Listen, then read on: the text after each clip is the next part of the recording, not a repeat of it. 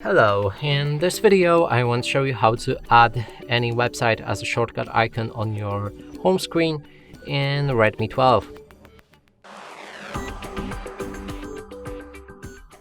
And to do this, we'll need to open our Google Chrome, then find the website that you want to use as your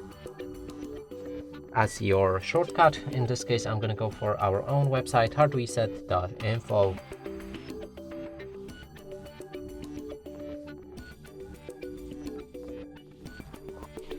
Click on the arrow pointing up or three dots in the top right corner of the screen and select Add to Home Screen.